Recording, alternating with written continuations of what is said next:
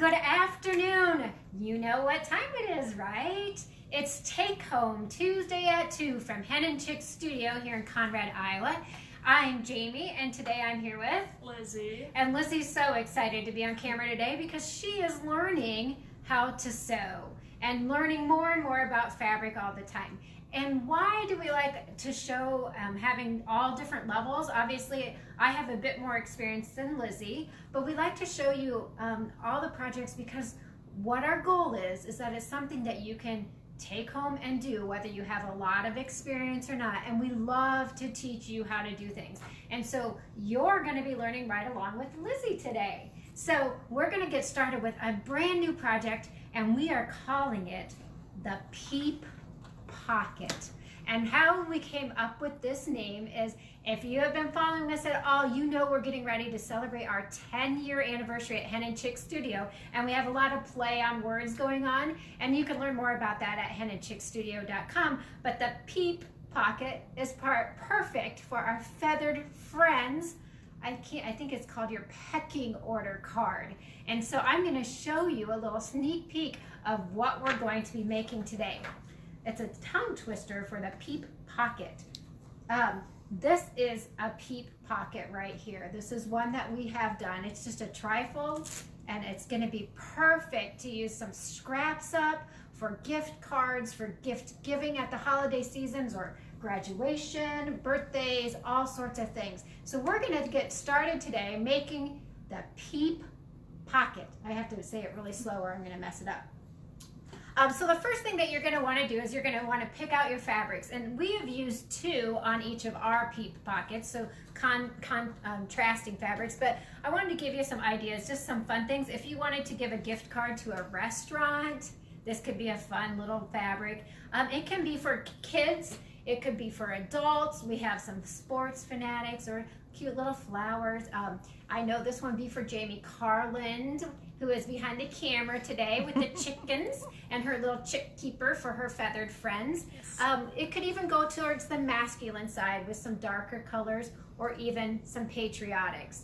And you know, we can't forget, which you see it all the time, we cannot forget our Cyclones, and for our loyal Hawkeyes out there, our Hawkeyes. And of course, we know not everybody is from Iowa or fans of one of these 2, but we know there's other collegiate fabrics that you could use as well.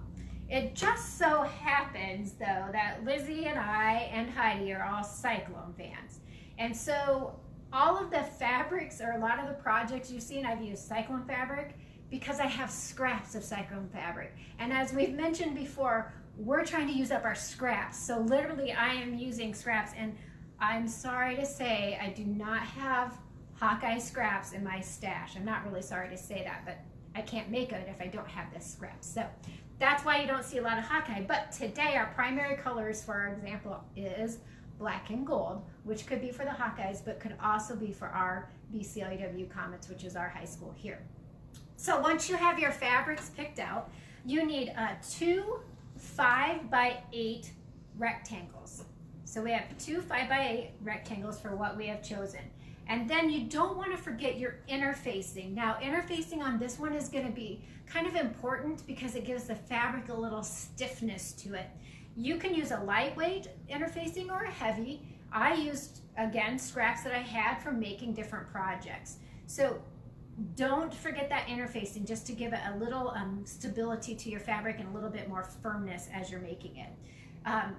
We use a fusible one, and before you cut it out, your pattern out, you want to go ahead and fuse your interfacing to one side of the fabric. And now Lizzy's is already done, so you can see on the wrong side of one fabric there, she has the interfacing fused on from her iron.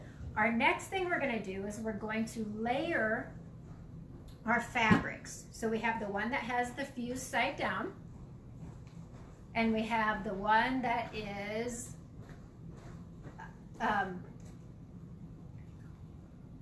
sorry, we're a little distracted. One that's just the fabric by itself, and we're going to put the right sides together. So that means you don't see anything on there. From there, Lizzy, we've cut out our pattern from our Peep Pocket pattern. We've cut it out, and we're just going to pin it down on our fabric. And now this is, when you start making these, I actually will pin 4 pieces of fabric or 2 peep pockets together at one time and then cut it out. And so I'm just simply putting it down, pinning it down. This is going back to like the old 4-H days for me of making a project. And then Lizzy, you're just gonna cut around the outside edge of it.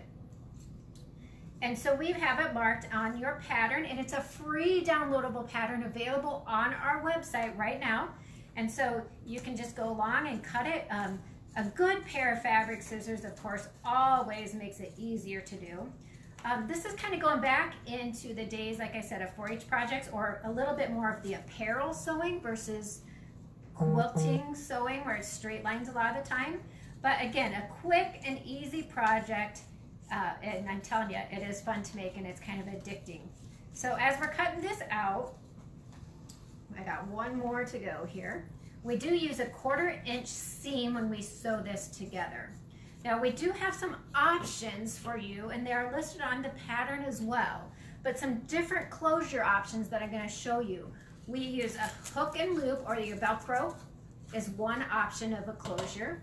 Another option of a closure is actually with a loop and a button.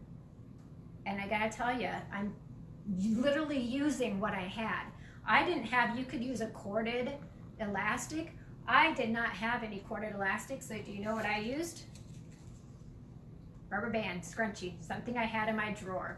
And we'll show you how to do that in the next steps. But again, gather what you have.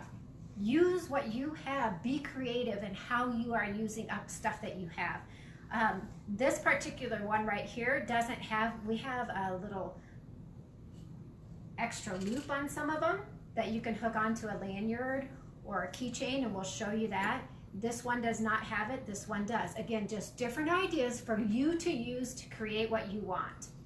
So we'll talk more about that. So now that we have it cut out, Lizzy, what we would do next is we would go to the sewing, or actually, I'm sorry, we would pick which one is gonna be our inside or outside, okay? And we're right now gonna show you first the Velcro version. So which is gonna be my inside and outside. And so, Lizzy, which one do you want to be your inside? Well, let's do this one. Okay, so Lizzy's gonna make this the inside of her pocket, which is opposite of this one. So we're talking inside right here. So before she does anything else, because she's going to use the Velcro Closure, and here we have some Velcro, again, literally out of my drawer, and we need an inch of Velcro. And I have the 2 pieces hooked together, and I'm cutting approximately an inch. Lizzy, you want to go ahead and pull those apart? And it doesn't matter which piece Lizzy is taking now. She's just going to take one of them. Good, perfect. Look at, she knows what she's doing, and she doesn't even know what she's doing. She's simply putting it down on her, the center of her pattern or her piece cut out. Approximately, we just use a finger width, but you can measure it better if you want to. Probably about, what is that, half an inch-ish down. And then she's going to take this to the sewing machine and sew around, okay? So that's before you sew anything else together. We're getting that first stabilizer piece down. Okay, so then after that, now Lizzy magically has her piece sewn together because we don't have the sewing machine here. And so I'm going to show it to you on a contrasting, so it looks a little bit better.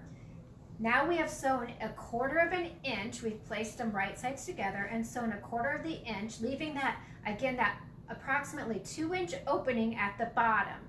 So we've sewn 1/4 inch all the way around, leaving that 2-inch opening at the bottom. And you can see right here is where we have the one piece on that. Now, if you want to add the loop, so for the lanyard loop, we're gonna call it, if you want to add that before you sew them together, you need to put it in there. So you would have, she already sewed her Velcro piece on. For the lanyard, I'm literally using scraps. Again, what I have, I used a little piece of like double knit spandex that doesn't fray. I cut it in a 1.5 inch by 1/2 inch tiny little strip. And when I put that together, the important part here is that I need it to the inside. So Lizzy, if I was to do this, I'm gonna fold it so the raw edges go together. And then I'm gonna have you go ahead and take your pattern, and I hope you can kind of see this. If not, there's pictures on the website as well. You're gonna line the raw edges up to the raw edges of your fabric at the fold line and pin it in place. Very good. And I want you to pin it the opposite way of what you think, so that the pin is going to the outside. And so why is she putting the pin head to the outside? Because we're actually going to sew over it. Okay? And so now we're going to come back. She has that pin head to the outside. This is if you're adding that loop. So remember, you don't have to add the lanyard loop. And she's put her right sides together and done the sewing, which I've already shown you, 1/4 inch all the way around.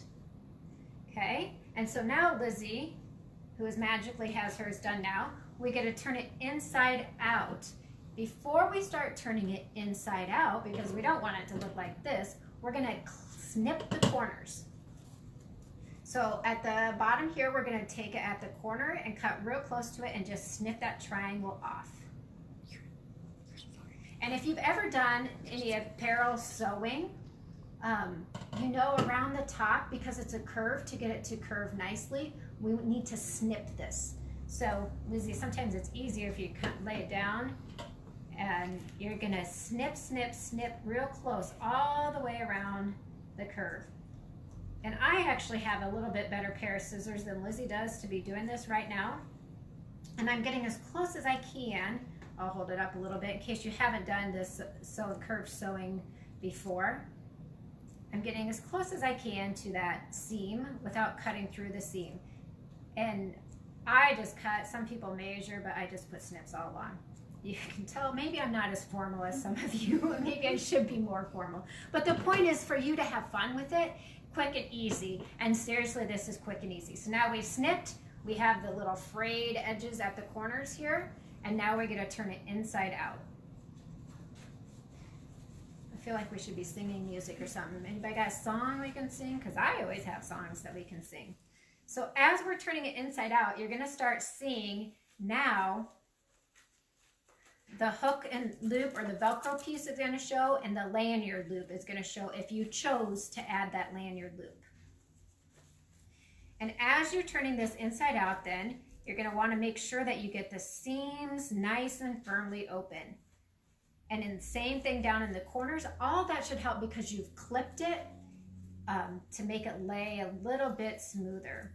I like to come back in with a pencil or a pointy thing or something that's smooth and kind of just pop out those corners down at the bottom to make them look nice and sharp.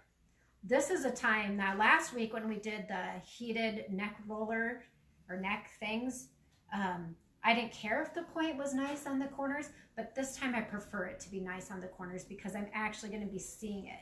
And the same thing around the edge at the top is just kind of take it, make sure it's smooth, and if you need that pencil or a pen, or some of you have special tools for that, to come up in and make sure you get all of that pointed out smoothly. Okay? How are you doing, Lizzy? Good. Look at that. She's an expert already. So now we're going to take it and we're actually going to bring it to our mat or your ironing board. And at this opening here, we're going to make sure that our seam lines up. And we're going to come back in and we're going to press it down. And so that way we get a nice, good edge on it as we're pressing it down. And the same thing as you go around is making sure as we're pressing that we get our sides opened up nicely, okay? And so we're gonna go and give it a nice press so it's nice and flat and smooth. And Lizzy, if that gets going, you can do it with yours. I'll keep going on this one. At this point, you might think, oh my goodness, we're close to done. You're almost there. The next thing you need to do is just now, we're going to an eighth of an inch seam. So I'm gonna go back into my sewing machine and sew that 1/8 finished edge across the bottom here so that now I have no raw opening at the bottom. So an 1/8 of an inch across the bottom, okay? At this point, then I would come back in, I've got it ironed. I'm gonna fold my bottom up to the lanyard loop, lining it up, and fold the top down and give it another good press.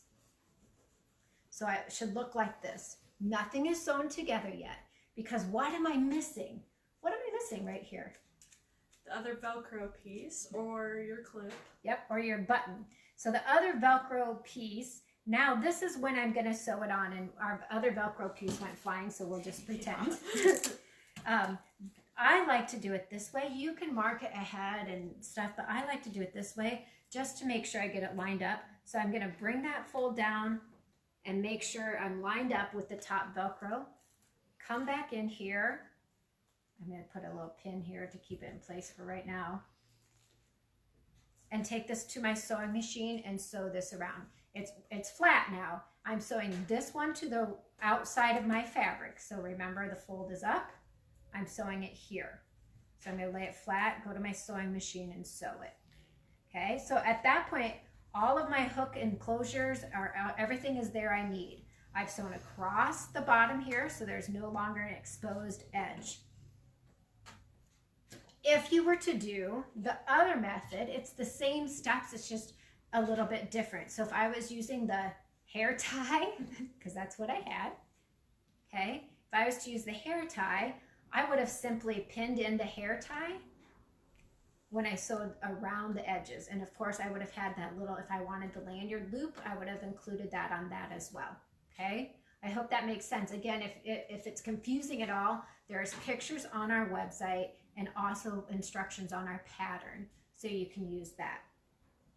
If I'm using the hook and loop, so here's one that I've done, using the hair tie and the button. I've sewn across my bottom here. I've pressed it, but now I'm missing my button. So the same thing here. Again, I like to wait and make sure, because I know it's shocking, but I'm not perfect. And so I want to make sure that I get it in the right spot. So all I'm doing is I'm holding it down like this, and then I'm taking it, opening it back up, and then taking my needle and thread, which I'm not sure where it went to, but that's okay. I'm taking my needle and thread and then just sewing it into place. So it's all there. Still flat, sewing it into place. So now my last step, as I've had the hook and loop, Velcro, or the hair tie and button, everything sewn in place, is to do a 1/4 inch seam all the way around. And I'm gonna be sewing it together now and finishing it. I like to start in here a little bit, do a couple back stitches, and then come out. So that it helps, if you start on the corner, sometimes you don't get as good of a starting line. So all the way around, 1/8 of an inch from the edge all the way around to finish it. And so then I have my finished product. Like it? Isn't it cute? I think it's cute. I know Jamie likes it cute, and she already called this one when I get it finished. So on this one, Virginia Kaizen says, "Good job, ladies." Oh, thanks, Virginia. Why are you watching exactly. So this one now I would sew around. Here's a good example, because I haven't sewn it. I would sew 1/8 of an inch all the way around to finish the project. So let's show them some other ideas that we've made, Lizzie. Yep. So this one we used our coffee fabric on. And wouldn't it be perfect if you wanted to give a little Starbucks gift card? Fits right in there. Perfect to take. Yep. And so we had some other ideas too. If you didn't want to use, or you didn't have the lanyard loop that we did with the elastic, you could use cord, you could make your own little turn with fabric, you could use rickrack. There's all sorts of things that you could use to do that. And let me show you, we could put it on a lanyard. We also have a little cute little keychain that we could slip it on. If I could do it. Lizzie, I think this could be good. We talked about, like, when you go to college, you always have to have your student ID. Mm-hmm. And so maybe something that you could put your student ID in, and you always have it on there. Keep track of it. And so we did a little Christmas one. Again, a lot of ours that we made, we have the hook and loop, or I mean the lanyard loop, Stocking whatever you want to stuffers. call it. Perfect for stocking stuffers. Jamie Carlin just whispered that. She could say No, it out actually, loud. Marlene. Oh, well, thank you, Marlene. Perfect for stocking stuffers. And put a little gift card in, maybe for Kohl's. That'd be a nice hint if anybody needed something that I could slide the Kohl's gift card in. We have the chicken one, of course. I think this one would be wonderful. The cyclone fabric for your student ID, Lizzy. If you go to Yes, Iowa good State, idea. then you'd always have it on with you. You could put it on your lanyard with your keys that you carry. For the BCLUW one, you could put, I actually have my student ID, but I'm not a student, my staff ID, that I could slide in to have there. I also have an activity pass that you can put in there to keep track of it.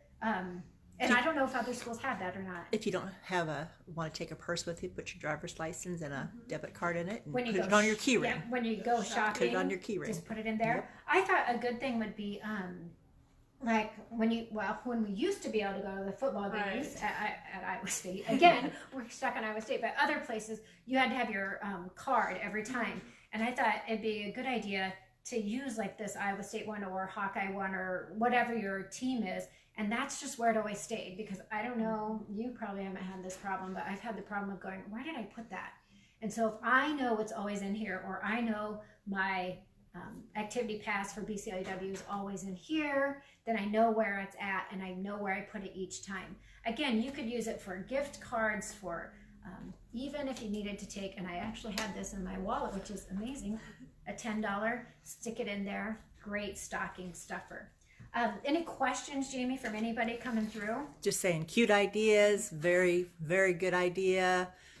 Thank you. Very cute. Well, I'm going to tell So- you, it goes very fast once you get this down. And as I said, I actually cheated a little bit, and I layered 2 or 3 at the same time and cut them out, and then just went right through them. And the project really didn't take much time at all. I think it'd be cute if you have somebody serving in the military that you're sending something overseas, but you can't, shipping is expensive.